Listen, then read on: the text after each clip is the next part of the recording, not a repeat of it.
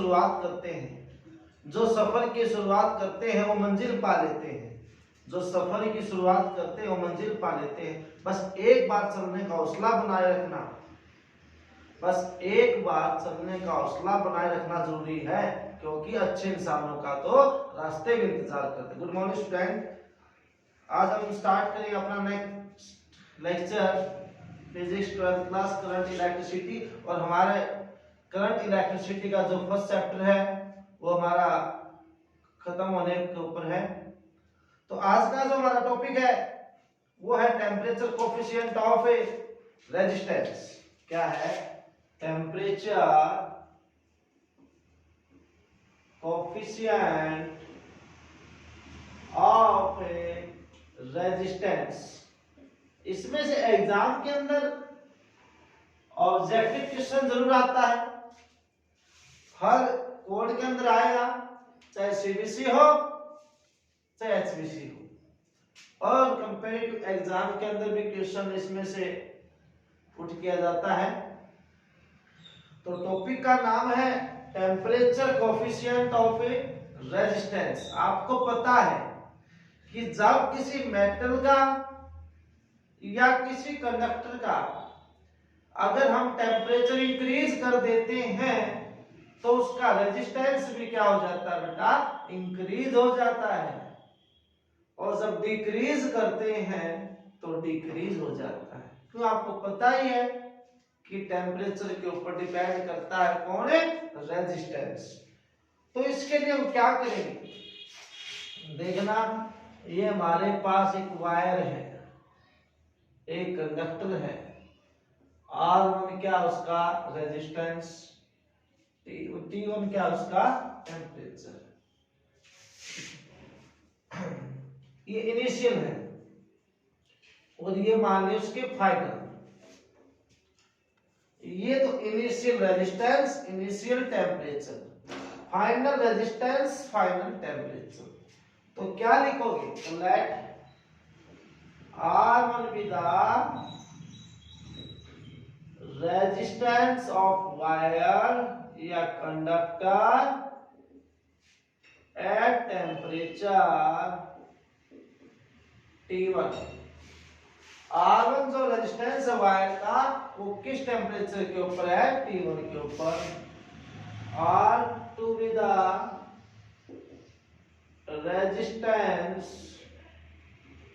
of wire at temperature T2। T1 तो initial temperature है और T2 क्या है? फाइनल टेम्परेचर है। तो उसने क्या बताया कि देखो एक बार, जब हम टेम्परेचर को चेंज कर देते हैं, चाहे इंक्रीज करें या डिक्रीज करें, तो उसका रेजिस्टेंस चेंज हो जाता है। ये कंफर्म है। तो चेंज कैसे होगा? It is found that the change in resistance, change कैसे होता है बेटा? मैंने बता रखा है, कोई भी फाइनल में से जब मैं इनिशियल माइनस कर देता हूं तो वो चेंज हो जाता है। तो R2 माइनस R1 क्या पाया गया कि जो चेंज इन रेजिस्टेंस है वो क्या होगा? नंबर 1, रेजिस्टेंस चेंज कब होता है? जब टेम्परेचर भी क्या होता हो? चेंज होता हो। राइट है।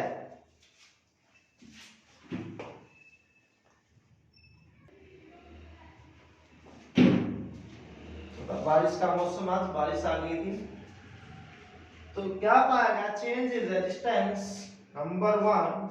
क्या जो ही रेजिस्टेंस चेंज हुआ है ये किसकी वजह से चेंज हुआ बेटा? ये टेम्परेचर की वजह से चेंज हुआ है।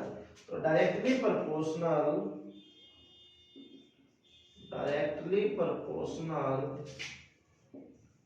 To the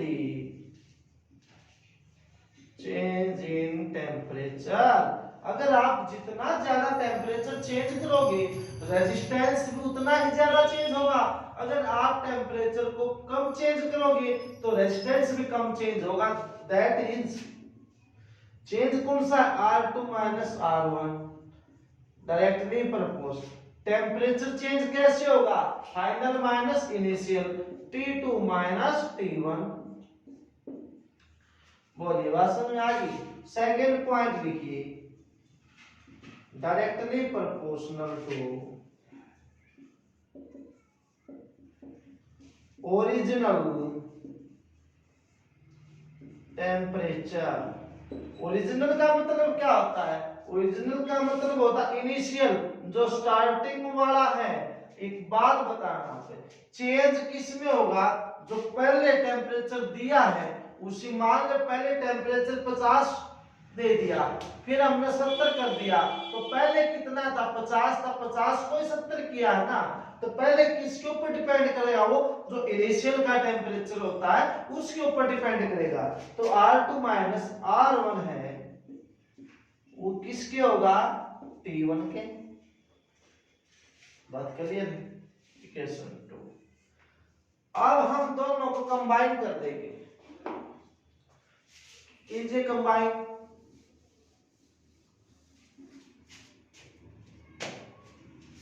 combining equation first and second, equation first को सेकंड को कंबाइन कर दे।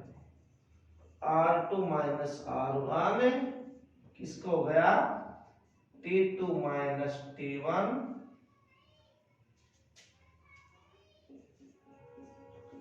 इंटू में T1। बोलिए बात समझ में आ गई।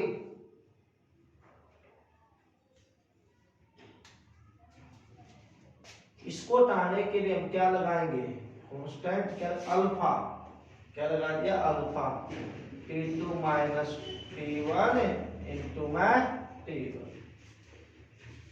बोलो बात क्लियर है, ठीक है। अल्फा क्या है यहाँ पे, अल्फा यहाँ पर कांस्टेंट, अल्फा क्या है, कांस्टेंट।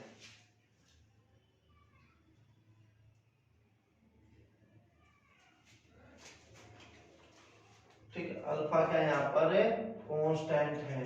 एक सेकंड रुकना भैया।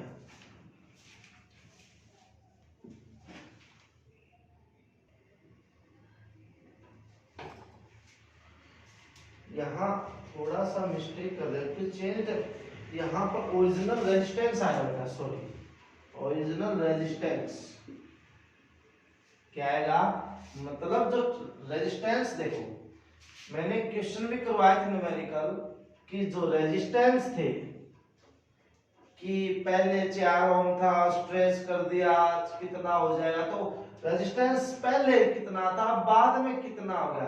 तो रेजिस्टेंस जो चेंज होता है वो किस में होता है, टेम्परेचर के ऊपर डिपेंड करता है, साथ में किसके ऊपर भी, इनिशियल रेजिस्टेंस के ऊपर भी, तो उसी में चेंज होता है। तो इनिशियल कौन सा, R1, तो यहाँ पर क्या आएगा, R1, T1 नहीं R1 आएगा, ठीक है। इसको alpha is called temperature coefficient of resistance.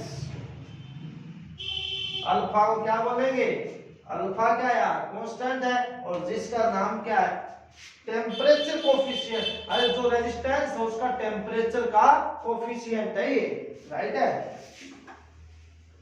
और इसकी वैल्यू डिपेंड करेगी, हम लिखवाएंगे कैसे डिपेंड करेगी। अगर मैं यहां से R2 निकाल दूं तो R1 उस साइड में जाके क्या हो जाएगा, plus alpha R1 T2 minus T1, इसको मैंने आगे लिख दिया, ठीक है। तो यहां से क्या चीज कॉमन आ गई, R1 कॉमन आ गया, तो 1 plus alpha T2 minus T1, ये हमारे पास फाइनल रेजिस्टेंस आ गया। तो फाइनल अल्फा की वैल्यू आपके पास गिवन होती है और T1 T2 की वैल्यू भी आपके पास गिवन होती है और R1 की वैल्यू भी गिवन होती है। अगर हम सब वैल्यू उठा के रख देंगे तो लास्ट वाला रेजिस्टेंस आ जाएगा कि कितना चेंज हुआ, राइट। तो अब बात करूं अल्फा की, तो यहां से अल्फा कितना, R2 माइनस R1 है अपॉन में कितना, R1 T2 माइनस T1, ये अल्फा आ गया। और अल्फा क्या है, टेम्परेचर कोफिशिएंट ऑफ रेजिस्टेंस। अगर कोई आपसे पूछे कि टेम्परेचर कोफिशिएंट ऑफ रेजिस्टेंस क्या है, तो आप डिफाइन कैसे करोगे उसको? देखो यहाँ पर आपस में क्या है, रेशियो है। किसका रेशियो है? Change in resistance. नीचे क्या है? Original resistance. किसके साथ है ये? With A rise in temperature. ठीक है, यहाँ राइज बोले क्योंकि टेम्परेचर को हमने इंक्रीज किया है, तो क्या लिखोगे? Hence temperature coefficient of resistance is defined as the ratio of change in resistance per unit, the ratio of change in resistance to the original resistance with a rise in temperature। तो alpha को define करना, the ratio of change in resistance to the original resistance with rise in temperature. ठीक है, अब इस unit देखना, alpha unit क्या आएगी? अल्फा की यूनिट आएगी, ऊपर तो क्या है? रेजिस्टेंस। रेजिस्टेंस की क्या होगी? ओम। नीचे भी क्या रेजिस्टेंस, इसकी क्या होगी? ओम। और नीचे क्या? टेम्परेचर की क्या होगी? केल्विन। कैंसिल हो गया, केल्विन ऊपर जाके -1, केल्विन इनवर्स, या इसकी सेल्सियस भी होती है, सेल्सियस ऊपर जाके -1, साथ में ये लगाना पड़ता है डिग्री, डिग्री सेल्सियस होता है ना, तो इसको क्या बोलेंगे? इसको बोले पर डिग्री सेंटीग्रेड, पर डिग्री सेंटीग्रेड। क्या बोलेंगे इसको? पर डिग्री सेंटीग्रेड। ये हमारा क्या था? Temperature coefficient of resistance. अगर टॉपिक आ जाए टेम्परेचर कोएफिशिएंट ऑफ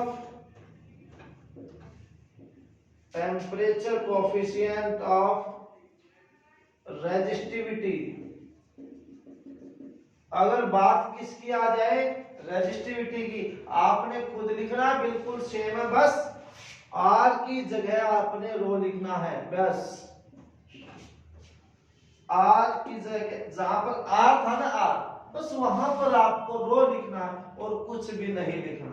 बस आर की जगह आपने रो लिखना। आपका नेक्स्ट आपने लिखना खुद ये topic, temperature coefficient of resistivity आपने खुद लिखना है। और लास्ट मिनट लिखो, यहाँ पर तो ओम थी, वहां पर ओम मीटर कैंसिल हो जाएगा, बस आर की जगह रो लिखना, आपने खुद लिखना इस टॉपिक को। राइट है?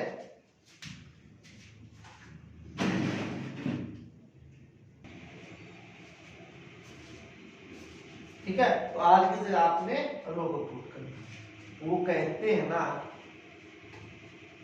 जो मुस्कुरा रहा है उसे दर्द ने पाला होगा, जो मुस्कुरा रहा उसे दर्द ने पाला होगा, जो चल रहा उसके पाँव में छाला होगा। बिना परेशानियों के इंसान चमक नहीं सकता, बिना परेशानियों के इंसान चमक नहीं सकता, जो जलेगा उसी दिए में तो उजाला होगा। अब आते हैं इसके कुछ पॉइंट्स हैं जो एग्जाम ऑफ यू के हिसाब से हैं, वो एग्जाम के अंदर आते हैं। क्या बहुत इंपॉर्टेंट है, इसमें से ऑब्जेक्टिव क्वेश्चन बनते हैं। Some important points, some important points about temperature coefficient of resistance. Temperature coefficient of resistance के कुछ इंपॉर्टेंट पॉइंट्स है बेटा। नंबर 1 पॉइंट क्या है? The value of alpha. Alpha क्या था? जो टेम्परेचर कोएफिशिएंट ऑफ रेजिस्टेंस है उसके कुछ इंपॉर्टेंट पॉइंट्स हैं। एक तो अल्फा, अल्फा वही उसी का सिंबल है, डिपेंड अपॉन टेम्परेचर। अल्फा की जो वैल्यू है वो किसके ऊपर डिपेंड करती है? टेम्परेचर के ऊपर। क्यों? टेम्परेचर की वजह से रेजिस्टेंस चेंज होगा तो अल्फा की भी क्या होगी? अलग अलग होगी। नंबर 2 द वैल्यू, तो बेटा क्या अल्फा की वैल्यू डिपेंड करती है टेम्परेचर पे। ठीक है, तो सबसे पहला पॉइंट यही है कि अल्फा किसके ऊपर डिपेंड करता है? टेम्परेचर। और अल्फा क्या है? Temperature coefficient of resistance. फिर आता है जो वैल्यू अल्फा की, वो पॉजिटिव होती है किसके लिए? मेटल के लिए और conductor. Metal, conductor, non insulator या गुड कंडक्टर एक ही बात होते हैं। ठीक है, उनके लिए अल्फा की वैल्यू पॉजिटिव होती है। तो यहां से क्वेश्चन अराइज होता है कि जो मेटल है, जो कंडक्टर है, उसके लिए अल्फा की वैल्यू पॉजिटिव क्यों है? तो आपका जवाब क्या मिलना चाहिए? Because the resistance of conductor increase with increase in temperature। ये बात है, अगर किसी कंडक्टर का अगर आपने रेजिस्टेंस को इंक्रीज कर दिया तो टेम्परेचर भी क्या हुआ? इंक्रीज। अगर डिक्रीज कर दिया तो वो भी क्या होगा? डिक्रीज। अगर किसी कंडक्टर का टेम्परेचर इंक्रीज कर दिया गया तो उसका रेजिस्टेंस भी क्या होगा? इंक्रीज होगा। तो इसलिए अल्फा की वैल्यू क्या होती है? पॉजिटिव होती है। Third point, for insulator and semiconductor. अब बात किसकी आ गई? अब बात आ गई इंसुलेटर की और सेमीकंडक्टर की। The value of alpha is, एक होता है नेगेटिव, एक होता है सेम। ठीक है, तो value of alpha is negative. Insulator के लिए और सेमीकंडक्टर के लिए अल्फा की वैल्यू नेगेटिव होती है because the resistance decrease with increase in temperature। अगर किसी सेमीकंडक्टर का या इंसुलेटर का टेम्परेचर हमने इंक्रीज कर दिया तो उसका रेजिस्टेंस क्या हो जाएगा? डिक्रीज हो जाएगा। डिक्रीज होगा तो उसके लिए अल्फा की वैल्यू क्या लेंगे? नेगेटिव लेंगे। फोर्थ क्या था? Four alloys. अलॉयज क्या होती हैं? टू और मोर मेटल मिक्सिंग, या वन मेटल के साथ नो मेटल मिला दी जाए। ठीक है, four alloys, the value of alpha is same because. ठीक है, तो अब बात आती है अलॉयज की। फोर अलॉयज, अलॉयज के लिए अल्फा की वैल्यू क्या होती है? सेम होती है। क्यों होती है same? Because the resistance does not change with temperature। क्योंकि अल्फा की जो वैल्यू है इस अलॉयज के लिए वो सेम रहेगी, क्योंकि वो कभी चेंज नहीं होती इसके साथ टेम्परेचर। इसलिए जो वायर है ये अलॉयज के यूज किए जाते हैं, उनकी रेजिस्टिविटी चेंज नहीं होती। तो अलॉयज के लिए अल्फा की वैल्यू सेम रहेगी बिकॉज रेजिस्टेंस कभी चेंज नहीं होता विद टेम्परेचर के साथ। ठीक है, अब बात आते हैं नेक्स्ट टॉपिक आएगा टेम्परेचर कोफिशिएंट ऑफ रेजिस्टिविटी आएगा। Temperature coefficient of resistivity. देखो आपको पता है कि R is equal to rho L by A होता है। और रेजिस्टेंस था रेजिस्टिविटी, ये R is equal to rho L by A होता है। और R कितना होता है? ml upon AN square tau. आया था ना ये रेजिस्टेंस क्या होता है? ml upon AN square tau. Row L by A, L से A से, तो रो कितना आ गया? m upon n square tau. आ गया कि नहीं आ गया? फ्रॉम दिस, इससे क्या है कि जो रो है वो n के क्या है, देखना n के क्या इनवर्सली है, n के क्या है इनवर्सली। तो from this we can say that the resistivity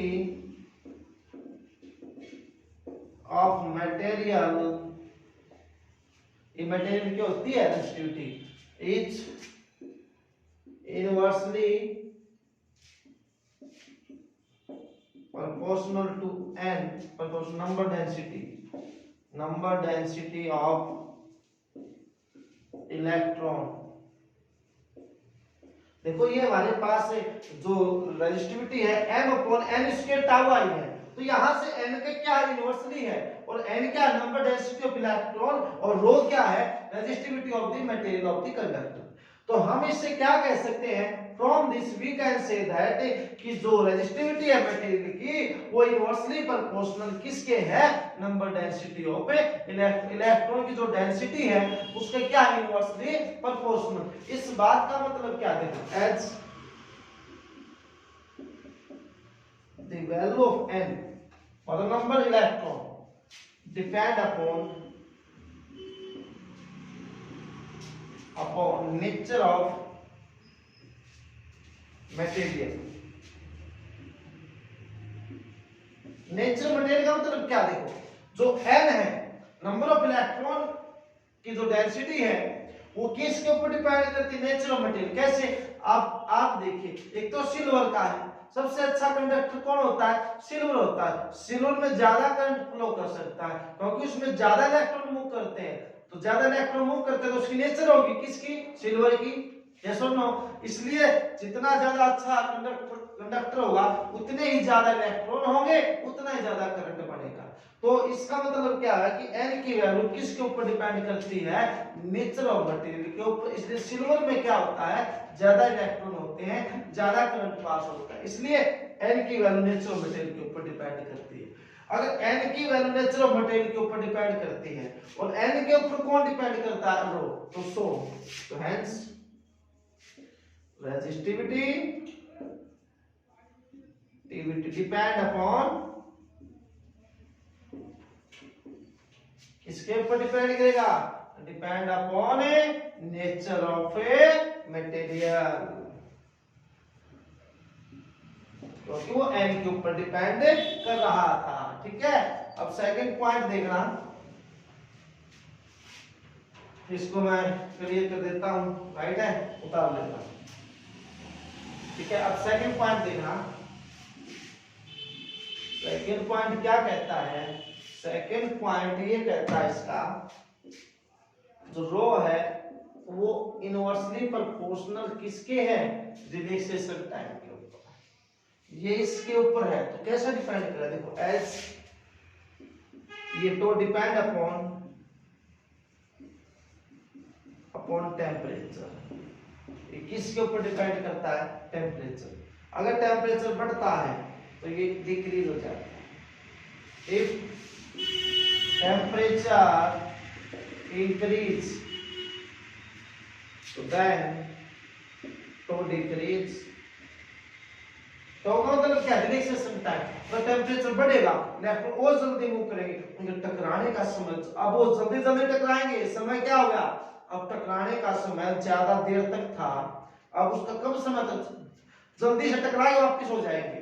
ठीक है, तो टेम्परेचर इंक्रीज होगा तो क्या होगा, डिक्रीज। तो एज जब ये डिक्रीज होगा ये क्या, एज तो सो रेजिस्टिविटी इंक्रीज, तो रेजिस्टिविटी क्या हो जाएगी, इंक्रीज, राइट है। ठीक, और नेक्स्ट टॉपिक आता है हमारा इलेक्ट्रिक पावर। क्या आता है, इलेक्ट्रिक पावर। इलेक्ट्रिक पावर क्या होती है, देखिए जो हमारे घरों में आती है सप्लाई, तो कितनी पावर हम कंज्यूम करते हैं, पावर को कंज्यूम कौन करता है, पावर को खर्च बैटरी करती है। और बैटरी से कौन लेते हैं एनर्जी, इलेक्ट्रॉन लेते हैं। आपको पता है ये हमारे पास एक कंडक्टर है, ठीक है, ये बैटरी के साथ जोड़ दिया गया और एक करंट की डायरेक्शन दिखा दी गई। ये इलेक्ट्रॉन है, फ्री इलेक्ट्रॉन। तो इलेक्ट्रॉन कौन से होते हैं, जो एटम से एनर्जी लेने के बाद बिल्कुल फ्री हो जाते हैं, ठीक है। ये ऐसे चल रहे हैं और ये क्या, इलेक्ट्रिक फील्ड। इलेक्ट्रिक फील्ड के हमेशा अपोजिट डायरेक्शन में चलते हैं।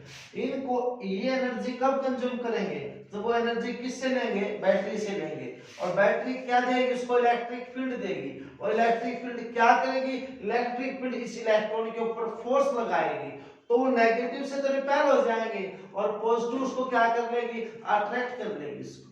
आगे बात समझे। तो आप देखिए, आपको सिंपल पता है पावर क्या होती है, वर्क बाई टाइम होती है। इलेक्ट्रिक पावर क्या होगी, तो क्या बोलोगे, the rate of doing work by electric current और फ्री इलेक्ट्रॉन। इलेक्ट्रिक करंट के द्वारा या फ्री इलेक्ट्रॉन के द्वारा जो भी वर्क किया जाता है उसी को हम क्या बोलते हैं, पावर। पावर हो जाता है वर्क बाई टाइम।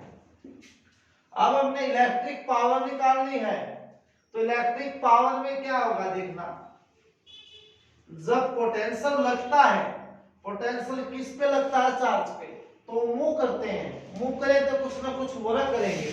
आपको पता है पोटेंशियल क्या होता है, वर्क बाय चार्ज।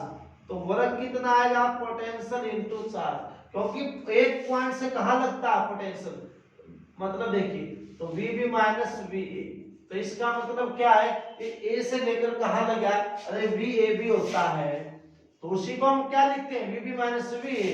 तो वर्क कहां से होगा, ए से लेकर B, और चार्ज कितना होगा, Q के द्वारा वर्क किया है, ए से लेकर B तक, पोटेंशियल उसका ये हो गया। तो वर्क कितना हो गया, B इंटू में Q, ये उठा के मैं यहां रख देता हूं, B इंटू में Q बाई T, राइट। और Q अपॉन T क्या होता है, ये हमारे पास होता है करंट, तो P is equal to VI। तो इलेक्ट्रिक पावर किसके इक्वल होगी, the product of a potential difference and a current या वोल्टेज। तो hence electric power is equal to the product of potential difference and current. तो किसकी product होगी, potential difference और current की जो प्रोडक्ट होती है उसी को हम क्या बोलते हैं, इलेक्ट्रिक पावर। और इसके फार्मूले क्या बन जाते हैं, देखना एक बार, इसकी यूनिट क्या बन जाती है, इसकी यूनिट देखना, पावर की तो होती है वोट, पावर यूनिट क्या आती है वोट, पोटेंशियल डिफरेंस की वोट और करंट की 1 एम्पीयर। अगर कोई आपसे बोले कि पावर 1 वोल्ट क्या होती है, 1 वोल्ट वो पावर होती है तो पोटेंशियल डिफरेंस कितना अप्लाई कर दिया जाए, 1 वोल्ट, और कितना करंट फ्लो कर जाए, 1 ampere. The electric power is said to be 1 watt. 1 watt कब कहेंगे, 1 ampere current flowing through the conductor कब, when potential difference of 1 volt applied।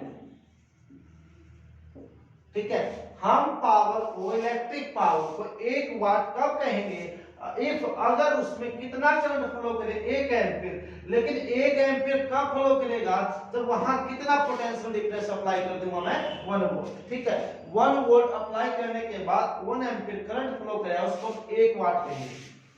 इसकी पावर की अनदर फॉर्म भी होती है, वो क्या होती है, देखो, P is equal to VI, ये तो फर्स्ट फॉर्म होगी। एक हमारे पास ओम्स लॉ के अनुसार V इज इक्वल टू क्या होता है, IR, होता है कि नहीं? ये मैं उठा के यहाँ रख दूँ तो रखना यहाँ आई आर इंटू में आई, तो पी कितना हो गया आई स्क्वायर आर। बोलिए बात समझ में आ गई?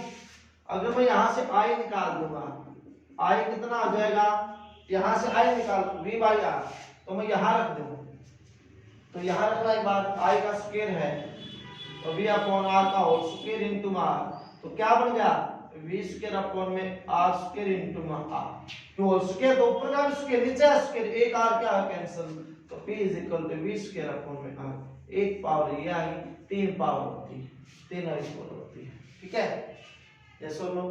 अब बात आती है यहाँ पर नोट लिखते हैं, जब हमने रेजिस्टेंस सीरीज में जोड़े थे और पैरेलल में जोड़े थे तो उसमें क्या था, इफ आई सेम, जो करंट सेम है वो सेम किस में था, इन सीरीज में। जब रेजिस्टर सीरीज में जोड़ दिया तो करंट सेम था, करंट सेम था तो पावर है वो आर के क्या होगी डायरेक्टली पर। ध्यान रखना अगर करंट किस में सेम था सीरीज में तो पावर रेजिस्टेंस के क्या होगी डायरेक्टली। दूसरा पॉइंट इफ V क्या होगा सेम, V सेम किस में था इन पैरेलल में, पोटेंशियल डिफरेंस किस में सेम था पैरेलल में, तो देख ये सेम है तो P क्या हो जाएगी R का इनवर्सली हो जाएगी। बात समझ में आ गई? अगर सीरीज में है तो P R की डायरेक्टली, अगर पैरेलल में है तो R के क्या होगी इनवर्सली। ठीक है।